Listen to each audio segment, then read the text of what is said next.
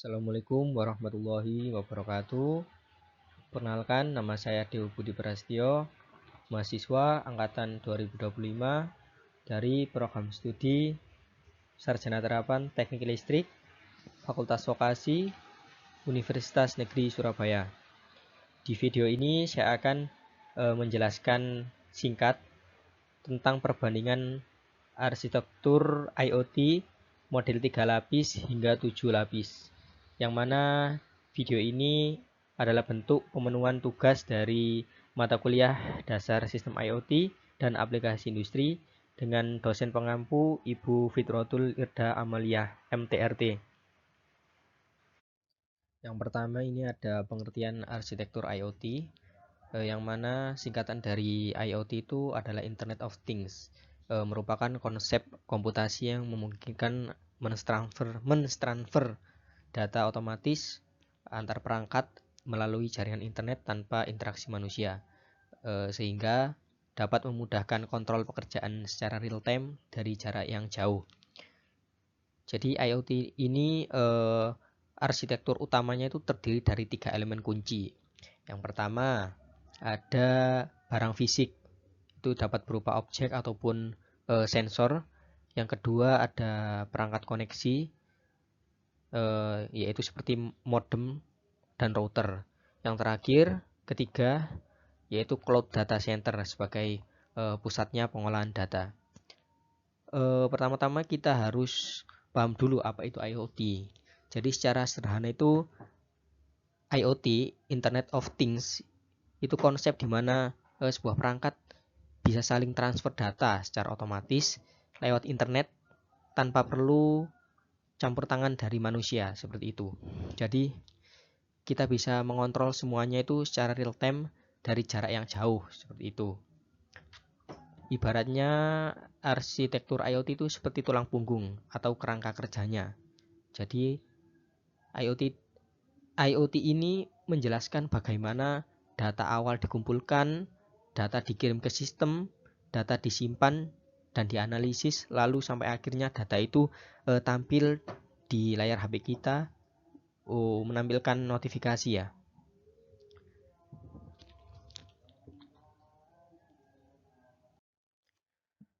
Jadi arsitektur IoT itu merupakan kerangka kerja ataupun struktur berlapis yang menjelaskan bagaimana awalnya data di-input ataupun dimasukkan, data awal yang akan dikumpulkan itu, lalu data akan dikirim.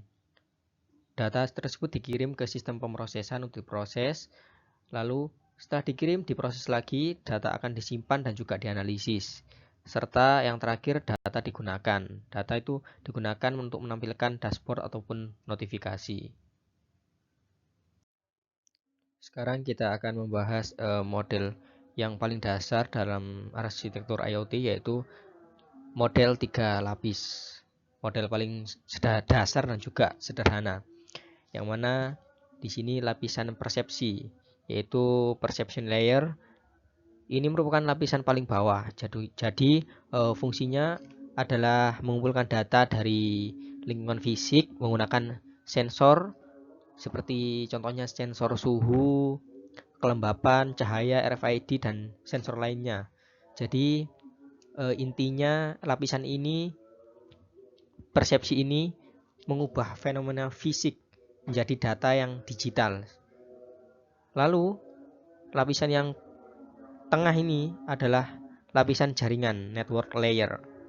Jadi lapisan tengah ini setelah data dikumpulkan sensor tadi, data ini harus dikirim ke sistem. Disinilah peran teknologi seperti WiFi, Bluetooth dan semacamnya itu ya, atau jaringan seluler 4G, 5G untuk memastikan data sampai ke cloud atau server. Yang ketiga ini ada lapisan aplikasi, application layer. Ini lapisan paling atas. Jadi yang berinteraksi langsung dengan kita sebagai user ataupun pengguna, yang mana fungsinya itu mengolah data dan menyajikan dalam bentuk aplikasi seperti smart home, dashboard monitoring, dan juga bisa sistem smart city. Jadi intinya model arsitektur IoT 3 layer ini model yang paling sederhana yang digunakan dalam proyek skala kecil ataupun dapat digunakan dalam proyek pembelajaran sehari-hari agar dapat mudah dipahami. Dikarenakan model arsitektur 3 lapisan 3 layer ini sangat simpel ya, sederhana. Cuma punya 3 lapisan. Seperti itu. Yang pertama ini ada lapisan persepsi, yang tadi ya lapisan paling bawah, yang mana fungsinya itu mengumpulkan data dari lingkungan dan juga mendeteksi kondisi fisik. Bisa kita lihat di sini ada contohnya. Yang pertama ini sensor suhu ya, sensor suhu. Yang kedua sensor kelembapan. Yang ketiga sensor cahaya. Yang keempat RFID nih ya. Jadi semua komponen ini tuh nantinya berfungsi sebagai mengumpulkan data dari lingkungan, baik itu sensor suhu, kelembapan, cahaya ataupun RFID. Jadi intinya lapisan ini tuh bertanggung jawab untuk mengubah fenomena fisik itu menjadi data berupa data digital. Seperti itu. Yang kedua ini ada lapisan jaringan ataupun lapisan yang tengah yang berfungsi sebagai mengirim data dari perangkat ke sistem pemrosesan. Yang kedua fungsinya adalah menghubungkan perangkat ke internet. Seperti biasa, jaringan yang dibutuhkan itu seperti WiFi, Bluetooth, Zigbee, 4G, 5G ataupun LoRaWAN itu juga bisa. Yang mana fungsi utamanya WiFi ini sebagai penghubung antara IoT ke internet dalam jarak dekat hingga menengah lah, dengan kecepatan yang sangat tinggi. Jadi digunakan untuk biasanya CCTV online, Smart TV, Smart Home, beberapa perangkat IoT di rumah dan juga di perusahaan itu juga bisa. Yang mana mempunyai kelebihan. Yang pertama kelebihannya itu kecepatan tinggi ya, mudah digunakan dan juga umum tersedia ya. Soalnya WiFi itu sudah banyak dipakai. Seperti itu. Jadi sederhananya WiFi ini cocoknya untuk perangkat IoT yang butuh internet cepat di dalam rumah ataupun sebuah bangunan seperti itu. Yang kedua ada Bluetooth. Bluetooth ini fungsi utamanya itu menghubungkan perangkat, tapi dalam jarak tertentu ya. Bisa dibilang jaraknya itu dekat dengan tingkat konsumsi daya yang rendah ya. Jadi digunakan untuk biasanya smartwatch, alat kesehatan, sensor-sensor kecil itu seperti itu. Jadi ada juga kelebihan dari Bluetooth ini, yang mana pertama itu hemat baterai dan juga cocok untuk perangkat kecil serta mudah di pairing. Jadi seperti itu. Jadi juga punya kekurangan, yaitu jaraknya itu sangat terbatas. Biasanya kurang lebih itu 5 meter sampai 10 meteran lah. Dan Bluetooth ini nggak cocok untuk area yang luas, jadi untuk area yang dekat saja. Kesimpulannya Bluetooth itu cocok untuk komunikasi jarak dekat antar perangkat lah. Yang ketiga ini ada Zigbee. Jadi Zigbee itu bisa menghubungkan banyak perangkat IoT dalam satu jaringan dengan daya yang rendah. Biasanya itu digunakan untuk lampu pintar, sensor rumah pintar, sistem otomasi gedung, dan yang lain-lain ya. Dan juga ini punya kelebihan hemat daya, stabil untuk banyak perangkat, karena Zigbee ini dapat menghubungkan banyak perangkat ya. Kelebihannya itu stabil. Dan punya kekurangan kecepatan data itu biasanya rendah. Jadi kesimpulannya Zigbee ini cocok untuk smart home dengan banyak sensor kecil ya yang saling terhubung.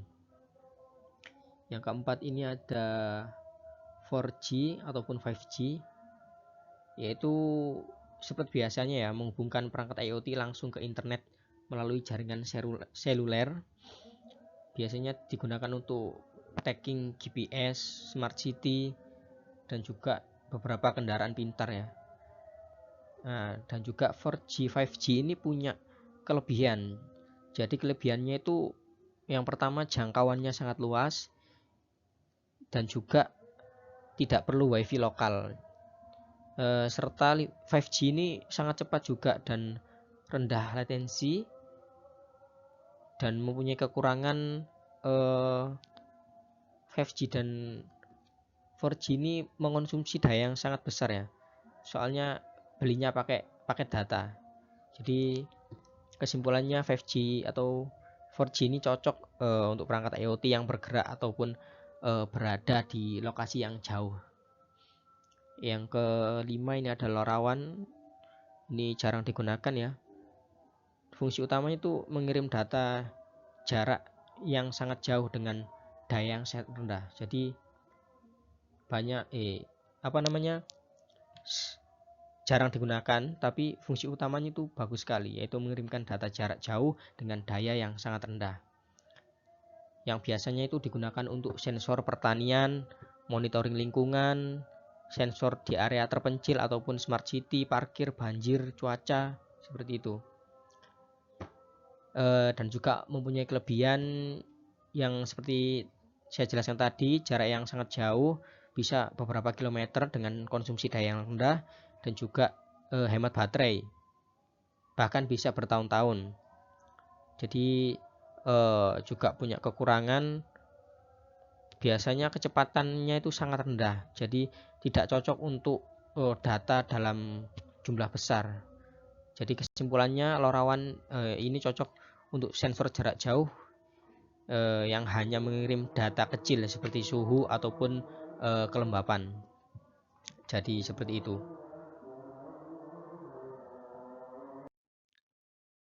Selanjutnya ada lapisan aplikasi, yaitu lapisan yang paling atas, yang mana fungsinya mengolah data dan juga menyediakan layanan kepada pengguna.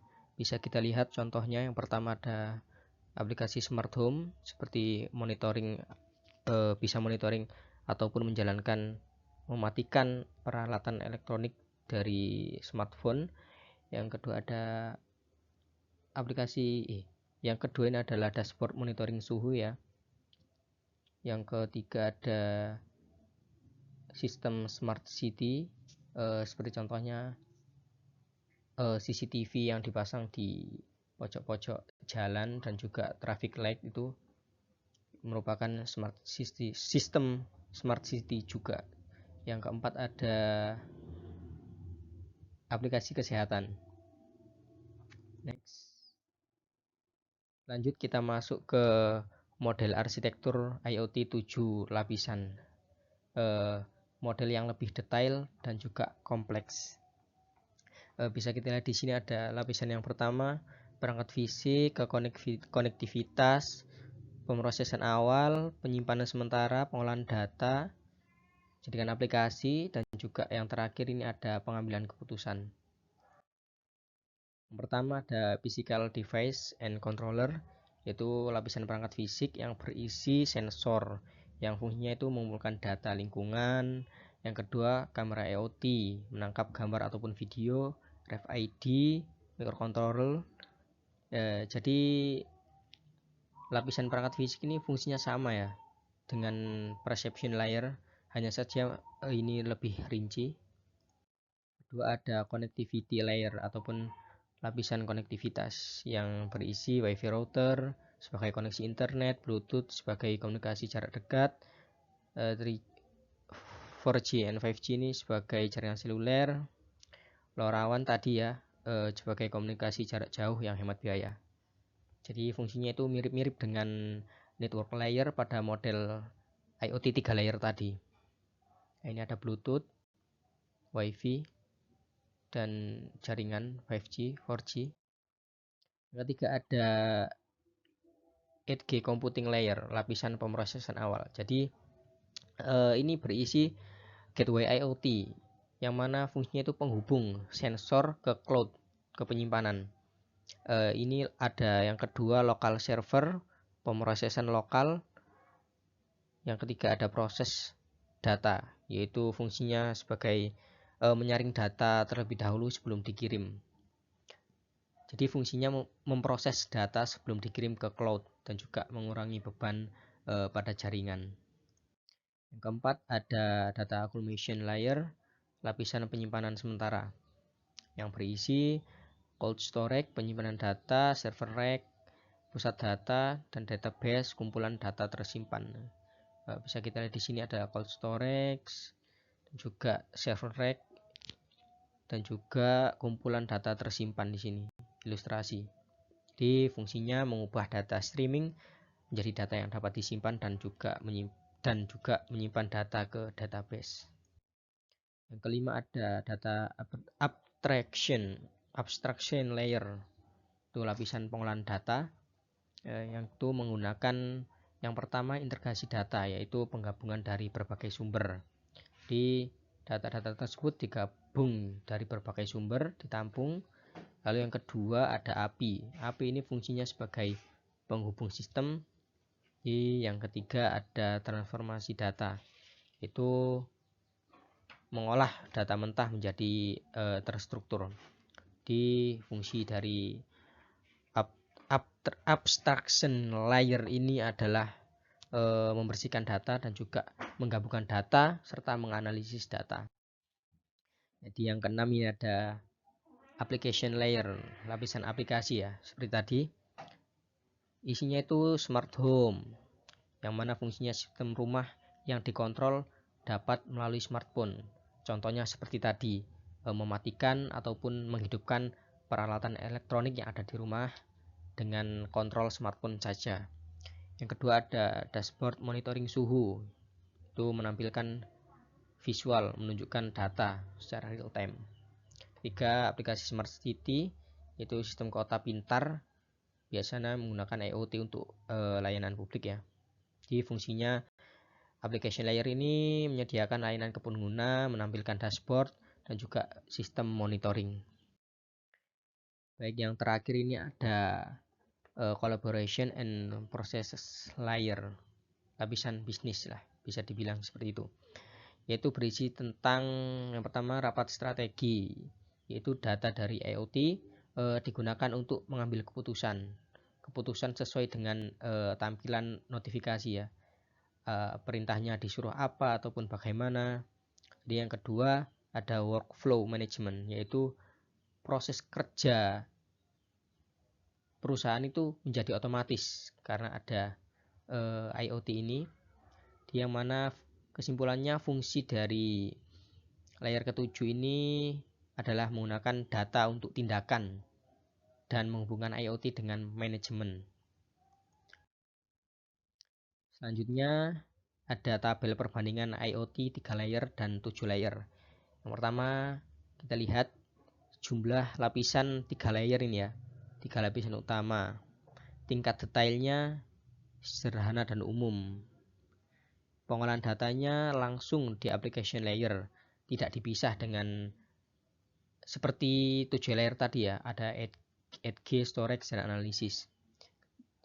Yang keempat ada edge computing. Kalau di lapisan 3 layer tadi, IoT 3 layer itu tidak dijelaskan secara khusus. Penyimpanan analitik tidak dipisahkan, integrasi bisnis tadi juga tidak dibahas ya. Yang